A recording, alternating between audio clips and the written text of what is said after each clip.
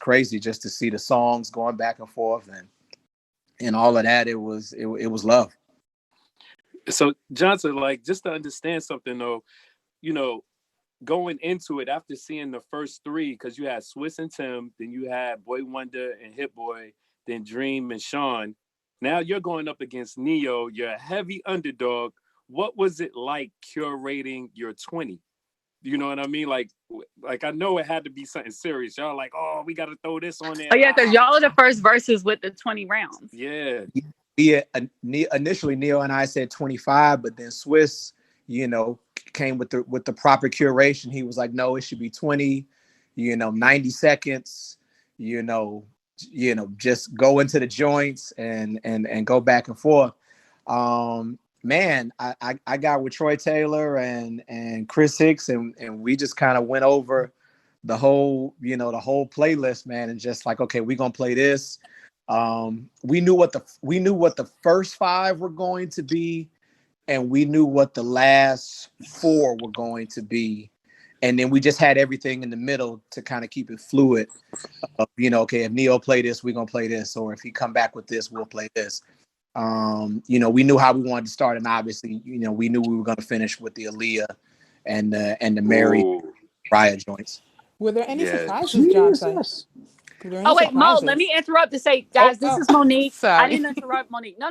I want to introduce you properly. So I didn't get a chance to shout the team members who are on the stage. So Monique, Courtney, Gary, all essential parts of the team. Star is now here, who is another journalist who covered Verzuz heavily, who is going to be interjecting with me and Daytwan, asking questions and moderating. And I want to welcome Steve Pammon and Stephen Hill to the stage. And of course, we have one of the most legendary Verzuz participants just entered the room, Mr. Teddy Riley himself. So we want to acknowledge that he's here, and we're going to get to him very shortly. But I just want to acknowledge everybody on the stage. Okay, Mo, going back to you. Oh, thank you. But no, Johnson, I was going to ask, was there a record that threw you off or caught you off guard that you weren't expecting? You were like, what do I play to this? Any surprises? Nah, because I knew Neo's catalog, very well. I respect all of these guys, man. Like Neo, Sean Garrett, Dream, and I, we kind of, came up in that 2000 era. I was a little bit before, I started like in the mid 90s, but then we were all together, writing. And so, Sean, showed love and said that I inspired him, but they also inspired me to keep writing. And I love what everybody was doing. So no, I wasn't surprised by anything that Neo threw. I think the only surprise that I gave him was towards the end when I played the Come Over record, the Aaliyah Come Over record. That was a mean hit. That was mean. That was because we went back to back with Aaliyah. We went I Don't Wanna and Come Over, and I think the Come Over surprised him a little bit.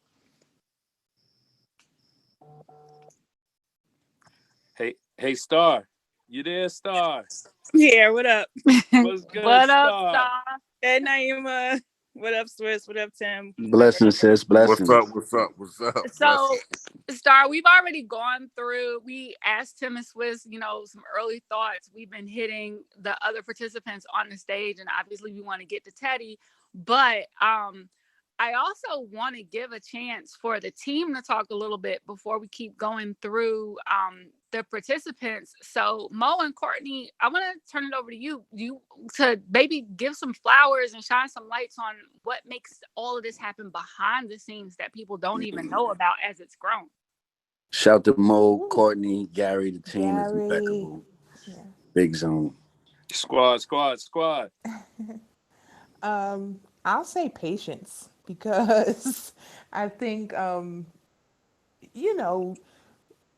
producing events one is crazy, but virtually, then from the restraint of being at home and literally having to rely on, before we went into the one room space, we were relying on people's home internet, people's, whatever their technology was in their home. And, shout out to the IG team behind the scenes who were doing production rooms with y'all that nobody Yes.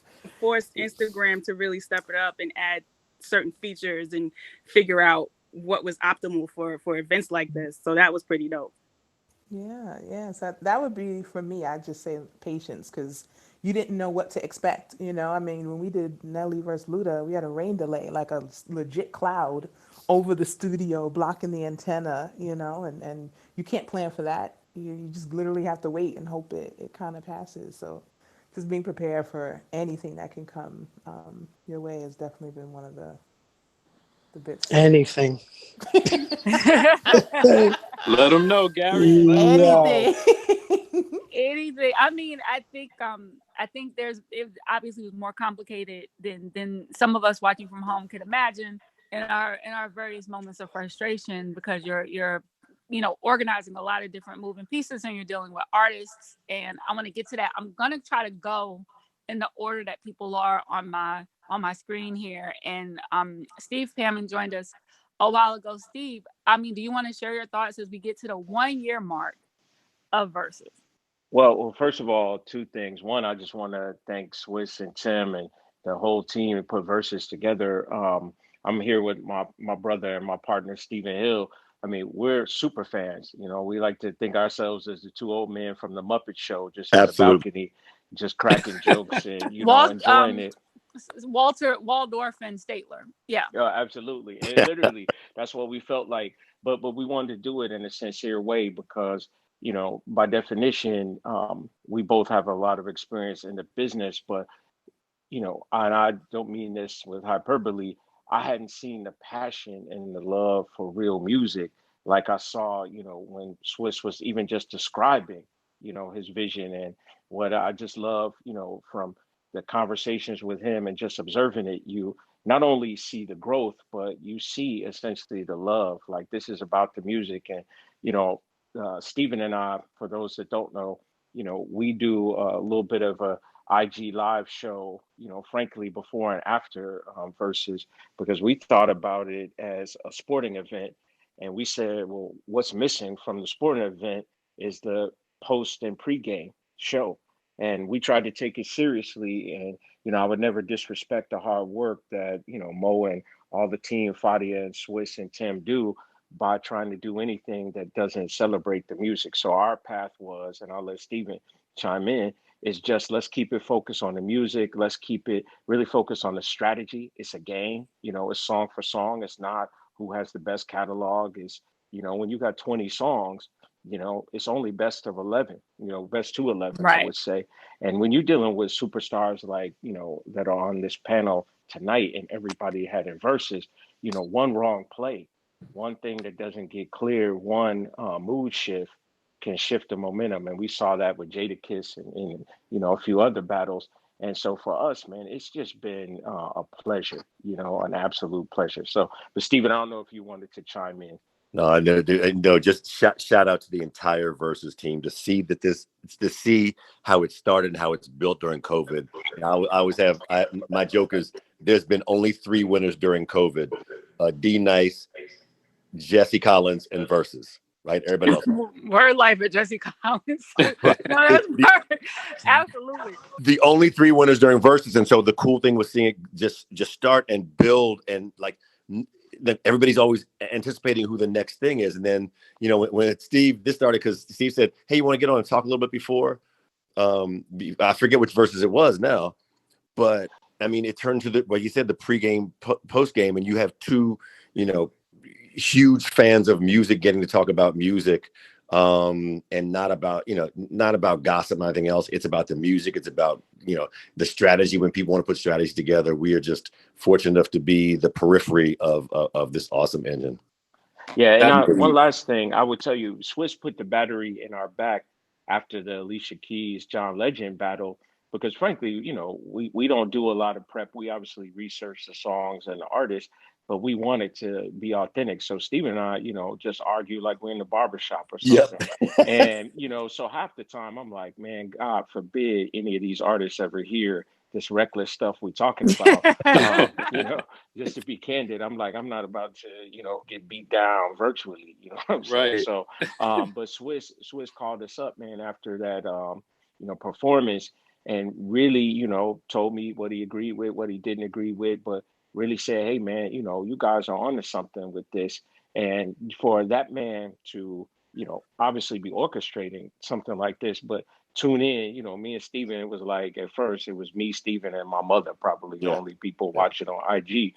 But to, have somebody of that caliber really, co-sign what we do, it meant the world to us. And like I said, it wasn't just about the music, it was about the love. And, during that dark time, having something to look forward to. And, we can't wait for, more things to come.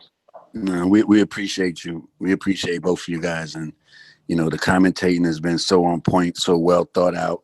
You can tell that, you guys are connoisseurs of music and real, y'all really care. And that's what I love about what you guys doing on the recaps and things like that. It's real, y'all really break it down like a master class. It's very educational, and myself and Tim, we appreciate you guys. Yeah. Appreciate that. Thank you. Amazing.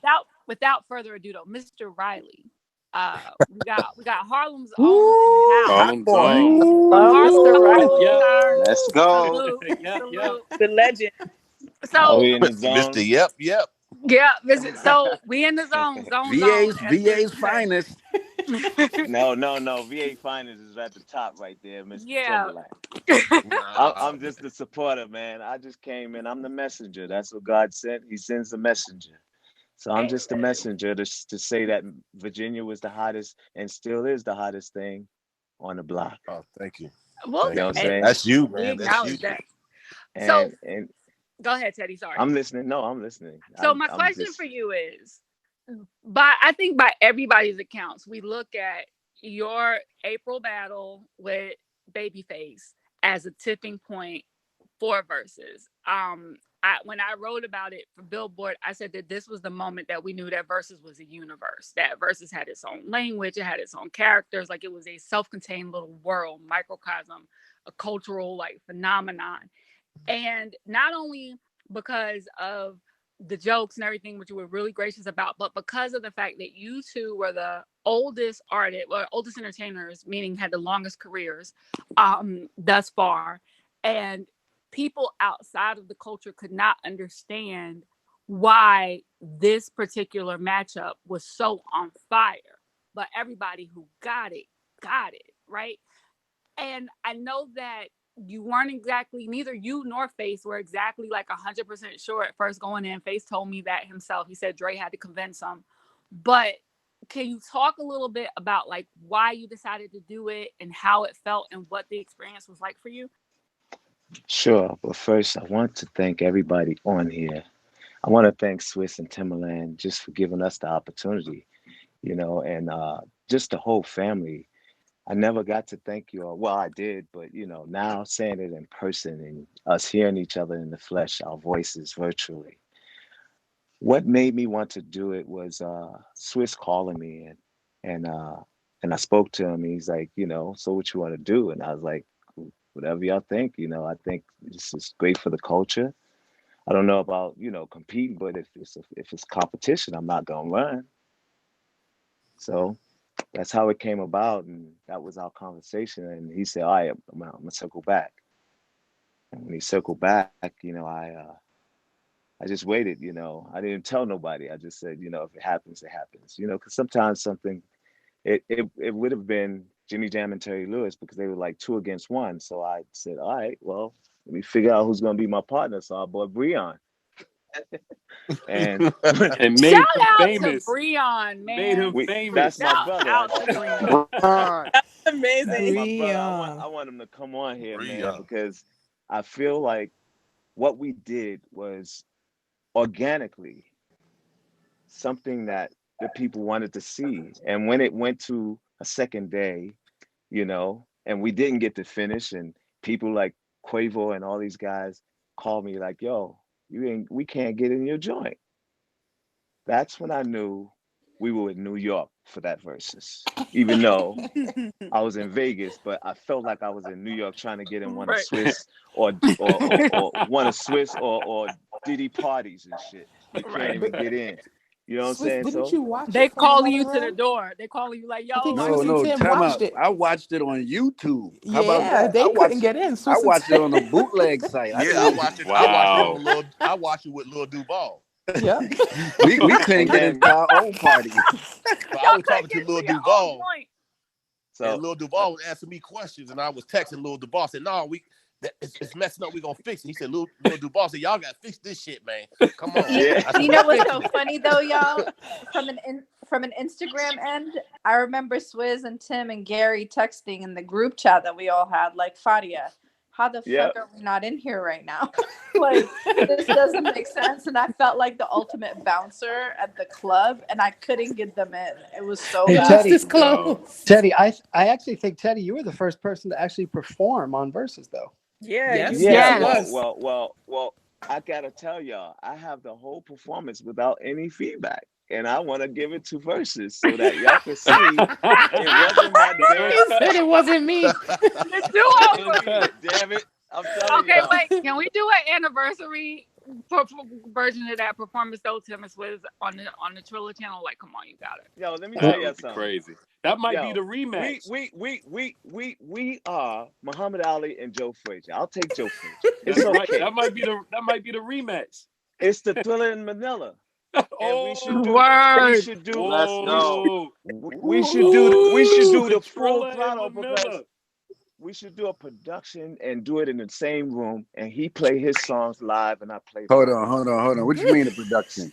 I was about to say, yo, Gotta be careful with yo, that. When you talk about a production, you know what comes to mind when you talk about production? Hey, No. Y'all doing it now. Just fine What I production. did, what I did, y'all doing it right now. Y'all got everybody in the same room. I was just saying, Teddy, give him the recording that you say you have. I'll Not give it to y'all. He talking I'll about give it to going. y'all. He talking about going live again. and bring Breon. Yo, Where is y'all Breon? gotta Breon You take it needs to gotta to a be bring on. different level. Breon. you know At what's some really point. crazy though is that they could do 20 more rematches and play 20 songs and 20 new songs that Facts. they Yeah, didn't 20 new play, ones. Facts.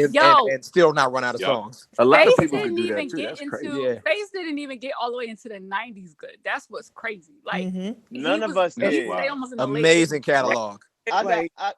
Yo, check this out. None of us got to go anywhere. I didn't even get to play No Diggity. Not even remember the track. Right. Wow. I know Dang, that. I didn't even I realize didn't that. realize that. So Teddy, did you have a set? Because I know that with Babyface, him and LA put their joint together They with some other people practiced. at LA They and LA practiced. mixed it. And LA Not mixed they it. Did you practice. put You a telling set secrets, together? Naima? You I'm telling from up secrets? top. We no, check this out. I'm from up top. I play according to what you do. I didn't have a Okay. show. That's why Mhm. Andre Harrell called me. He said, "What you gonna play?" I said, "I'm gonna wait for him to play whatever. But if I'm first, I'm a hit it with SWV, and then after that, I'm gonna wait for him." So you were gonna just play on defense. You had no offense. Your strategy was just defense.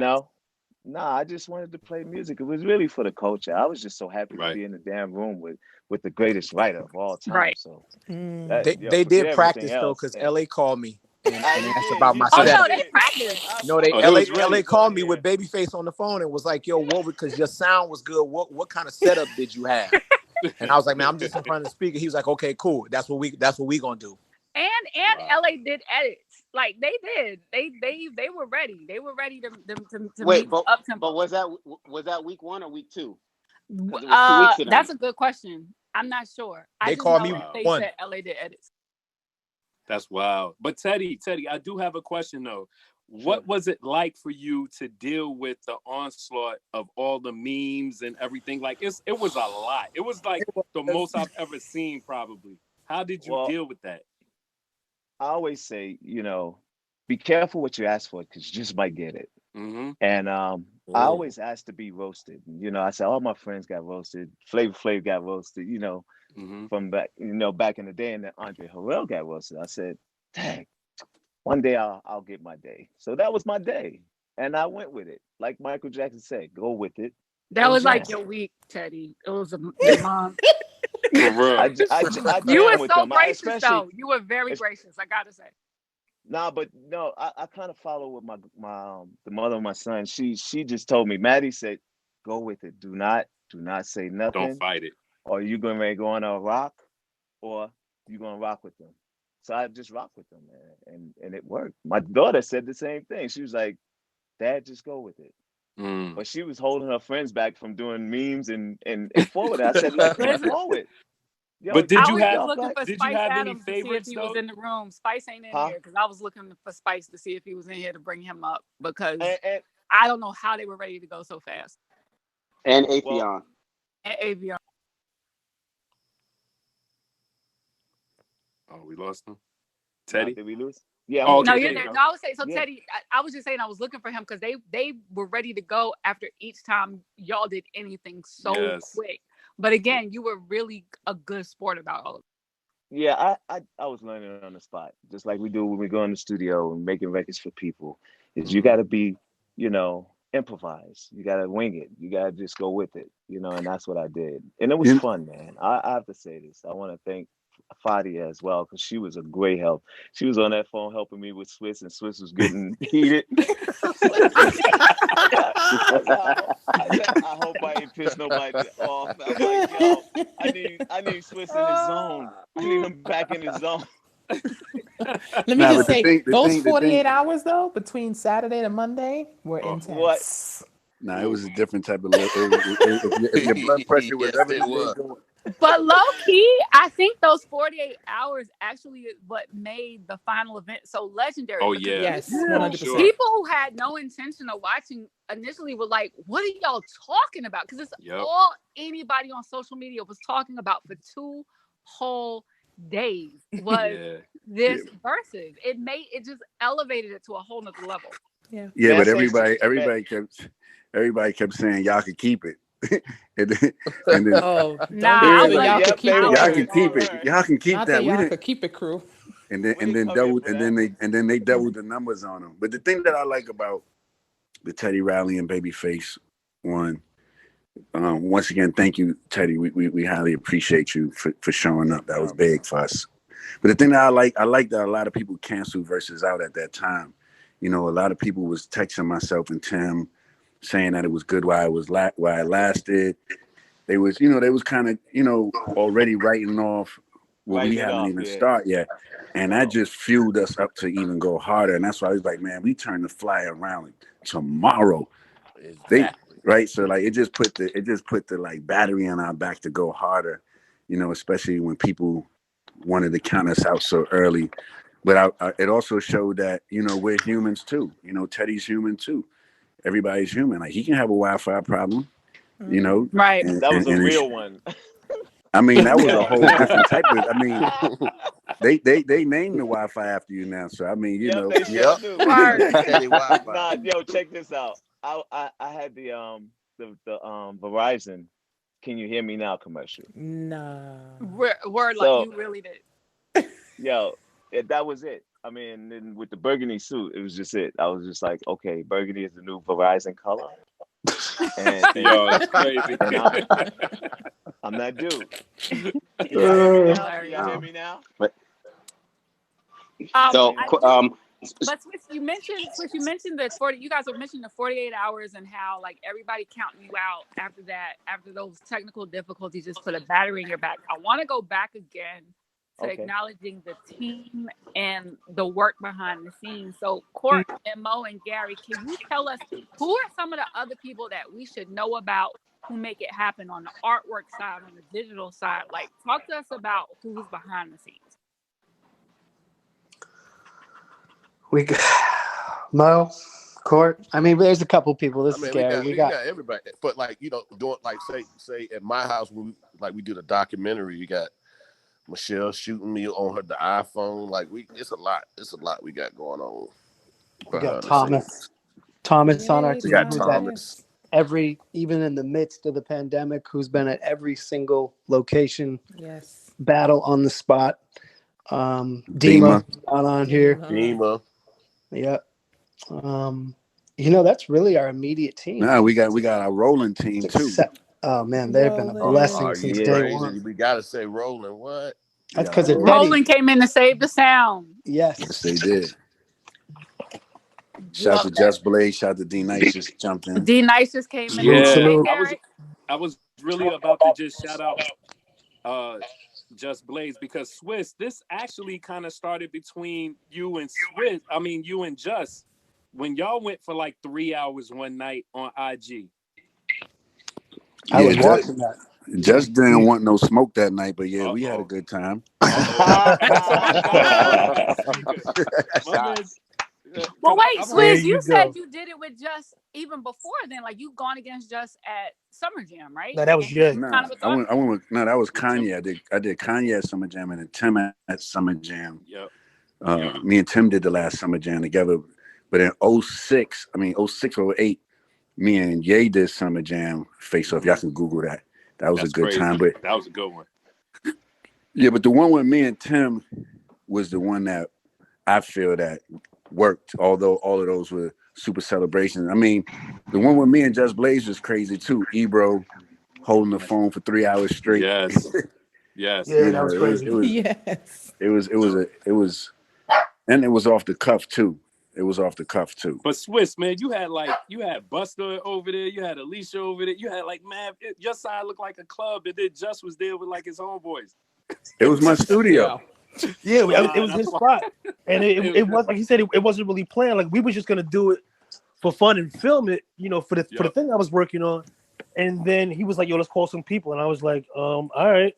And then next thing you know, like 30 minutes later, it was a party. That was Just- crazy. Just, One I of the didn't know best some of ones. those records you did. I was watching that. That was crazy. Yeah. That was a good one.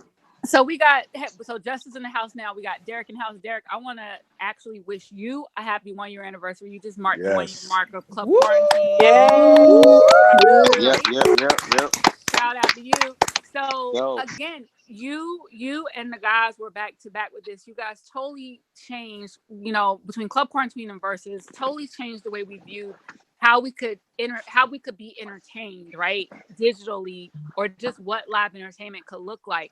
So you talk a little bit about that. Now you're 1 year later. Did you ever imagine that you guys were at like the forefront of a revolution of sorts?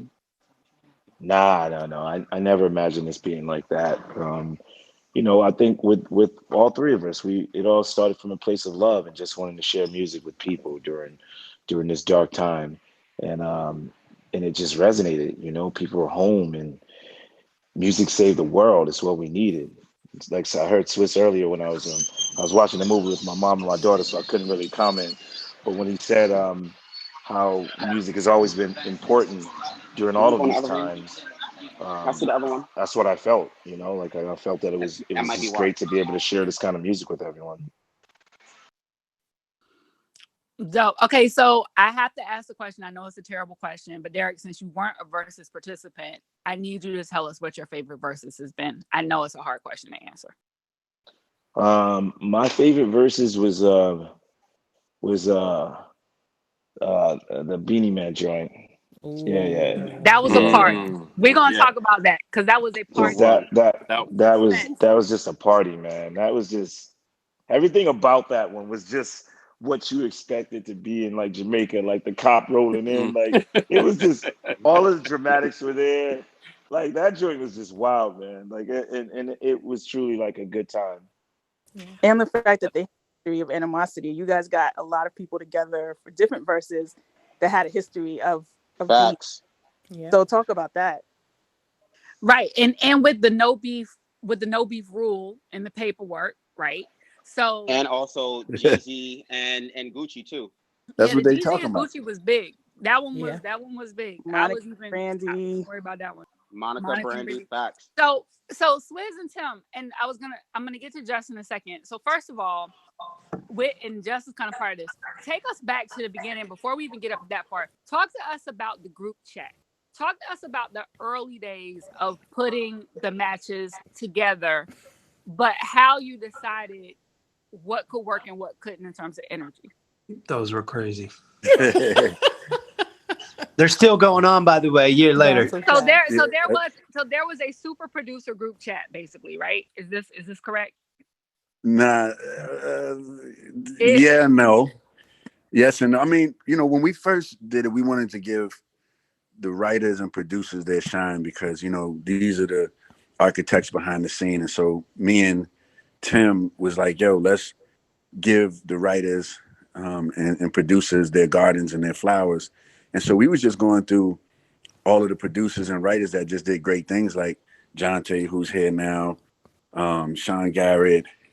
We had a bunch lined up, but what happened was a lot of the writers and producers started like giving us a little bit of a hard time, which is like, I feel it's like a good thing because it allowed us to transition. We didn't want to transition as fast as we did from the writers and producers, but a lot of producers and writers, mainly a lot of the producers, were starting to act a little funny. And so I was like, you know what, let's just keep the energy good, and whoever want to do it, that's what we're going to roll with.